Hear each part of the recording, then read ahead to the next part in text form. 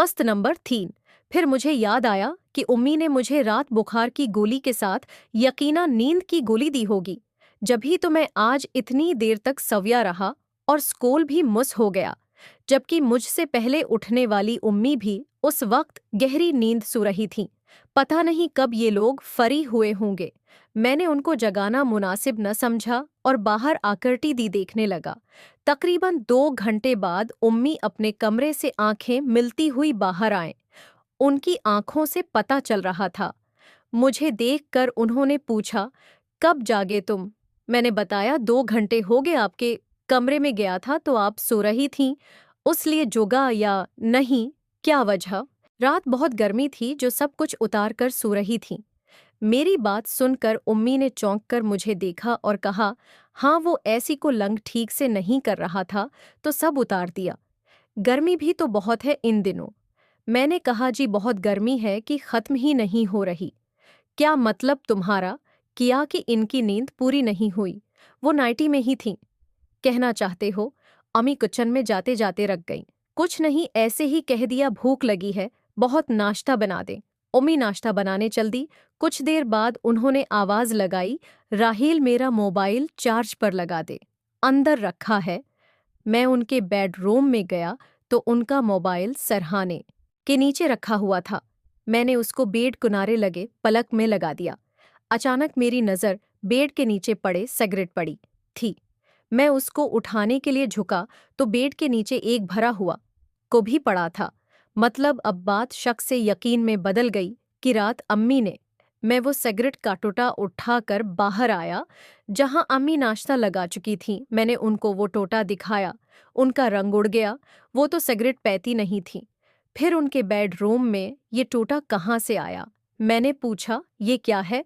मुझे तो आपको सूते देखकर ही शक हो गया था कि रात कोई आया था जिसके साथ आपने मज़े किए, लेकिन अब यकीन आ गया कि आपने मुझे बुखार की गोली के साथ नींद की गोली दी थी ताकि मैं सुयार हूं और आप रंग रलियां मना सकें।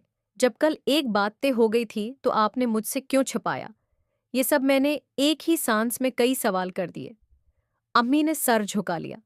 मैंने दोबारा कहा, अब खामोश क्यों है, बोले। ये सब सच है ना? अम्मी ने हल्की सी आवाज में कहा, हाँ सच है। कौन था रात, फैसल या कोई और? हाँ फैसल था। क्यों, कल दिन को दिल नहीं भरा, जवारात को भी बुला लिया। वो उसने जद की थी, आज उसकी बर्थडे है तो इसलिए रात को आया था। मैंने कहा, तो ये बात मुझे कल बताई क्यों नहीं? और नींद की गोली क्यों दी मुझे जब मैंने उसकी इजाजत दे दी थी? तो फिर ये सब, सूरी बेटा आइंदा ऐसा नहीं होगा। उम्मी ने कहा। तो फिर हमने खामोशी से नाश्ता किया और फिर मैंने उम्मी को कहा, वो गंद तो डस्टबिन में फेंक दिया होता। उम्मी खामोशी से अपने बेडरूम में गईं और वापसी पर उनके हाथ में वही था। उन्होंने उसको डस्टबिन में डाला और हाथ धोकर नाश्ते के बर्तन उठाए और किचन में जाकर धोने लगे। मैंने भी टीवी लगा लिया। कुछ देर बाद उम्मी बाहर आए और बोले, तुमसे एक बात कहना थी। मैंने कहा, हाँ, बोले। वो असल में शाम को मैंने फैसल को बुलाया है, उसकी बर्थडे का केक काटूंगी, अगर तुम कहो तो। मैंने कहा, ओके बलाले। थैंक यू बेटा। ओके, में जाकर मार्केट से केक और दूसरा सामान ले आती हूँ शाम को बनाने के लिए। अम्मी तैयार होकर गाड़ी निकालकर मार्केट चली गई। ये उनकी वापसी काफी देर बाद हुई थी। हमने नाश्ता देर से किया था। अम्मी शायद पार्लर गई थी क्योंकि वापसी पर उनका चेहरा चमक रहा था। मैंने पूछा तो वो बोले, हाँ पार्लर गई थी, सरूस करवाई, बाल सेट करवाने थे, साथ वेक्स भी करवाया। मैंने कहा, मतलब तैयारी हो रही है। ड्रेस क्या पहनोगी उम्मी? मैं भी अब उम्मी के साथ आपे से बाहर आ गया था। हाँ ड्रेस भी खास है, लेकिन अगर तुम शाम को अपने चचा के घर चले जाओ तो कैसा रहेगा? क्यों अम्मी, मेरी वजह से दोनों के मज़े में खलल पड़ जाएगा। हाँ मुझे शर्म आएगी। मैंने कहा, अब तो ये रोज रोज का काम है, उसलिए जो करना है मेरे सामने करो ता कि शर्म और झुझक खत्म हो जाए। प्लीज बेटा। मैंने कहा, ओके, लेकिन रात को वापस आ जाऊंगा। आज भी स्कूल नहीं जा सका तो कल छुट्टी नहीं कर सकता। उम्मी मान गई। फिर मैं शाम को मैंने घर की एक्स्ट्रा चाबी ली, मोटरसाइकिल निकाली और चचा हाँ चला गया, जहां चची और उनके बच्चों के साथ ही शाम की चाय पी। और इतनी देर में चचा भी आ गए। वो मुझे देखकर बहुत खुश हुए, मुझसे मेरी पढ़ाई और उम्मी के बारे में पूछा। मैंने बताया सब ठीक है। रात को खाना खाने के बाद तकरीबा 10 बजे में घर जाने के लिए निकला। चचा के घर से हमारे घर का फासला मोटरसाइकिल पर 15 मिनट का था। जब मैं घर के सामने पहुंचा तो 9:15 बजे का वक्त था। मैंने घर की बेल बजाई, लेकिन दरवाजा नहीं खुला। मैं समझ गया उम्मी और फैसल अभी तक अंदर शायद केक काटने में लगे हैं। मैंने एक्स्ट्रा चाबी से दरवाजा खोला और मोटरसाइकिल अंदर खड़ी की और दरवाजा लॉक करके जब लाउंज में पहुंचा तो लाउंज की हालत, खाने वाली मेज पर केक, बचा कुचा सामान और गंदे बर्तन पड़े थे। अम्मी के बेडरूम का दरवाजा हल्का से बंद पड़ा हुआ था। घर में मुकम्मल खामोशी थी। मैं सीधा अम्मी के बेडरूम की तरफ बढ़ा और दरवाजा खोलकर अंदर दाखिल हुआ तो सामने बेड पर उम्मी और फैसल मुकम्मल हालत में मौजूद थे। दोनों के कपड़े बेड के नीचे फर्श पर पड़े हुए थे। जैसे ही मैं अंदर दाखिल हुआ, दोनों एकदम उठकर बैठ गए। लेकिन हैरत की बात ये थी कि दोनों के चेहरे पर सुकून थे। उम्मी ने कहा, बेटा तुम कब आए? मैंने कहा, अभी आया हूँ। बेल दी थी, आपने दरवाजा नहीं खोला तो दूसरी चाबी से खोलकर अंदर आया हूँ। अम्मी अभी भी फैसल के साथ हुई थी। ओके जाओ बाहर, मैं आती हूँ। मैं बाहर आ गया। कोई 2 मिनट बाद मुझे अंदर से पानी की आवाज आई। नहीं जान, अब छोड़ दो, बाकी बाद में। मुझे जाने दो। देखो राहील बाहर है, क्या सोचेगा? छोड़ो भी। यकीना अंदर फैसल दोबारा से अम्मी को तंग करने के चक्कर में था। क्या सोचेगा यही कि उसकी माँ को उसका, जब उसको हमारे बारे में सब कुछ मालूम है तो डरती क्यों हो मेरी जान? मजे करो खुलकर। फैसल की आवाज आई, चलो शाबाश। वो सब तो ठीक है, लेकिन फिर भी मुझे शर्म आती है। अम्मी बोली, अरे अब किस बात की शर्म? वो बाहर हमारी चौकीदारी कर रहा है, तुम देर न करो, शाबाश। उसके बाद खामोशी होगी। दोनों वॉशरूम घुस गए और शावर की आवाज आई खुलने की। मैं समझ गया रात के 11 बज चुके थे। मतलब पछले आधे घंटे से ये सब हो रहा था। वो दोनों अब शायद कपड़े पहन रहे थे। 5 मिनट बाद उम्मी बाहर आई। फैसल भी पीछे था। दोनों ने के चेहरों से लग रहा था कि बहुत सुकून में हैं। उम्मी के खुले बालों से पानी टपक रहा था और उनकी कमीज उनके गीले बदन से चपकी हुई थी। 2 पट्टा अम्मी घर में नहीं पहनती थी। उम्मी ने मुझसे पूछा, तुमने खाना खाया? मैंने कहा, जी चचा के घर से खाकर आया हूँ। ओके तुम सो जाओ, फिर सुबह स्कूल भी जाना है।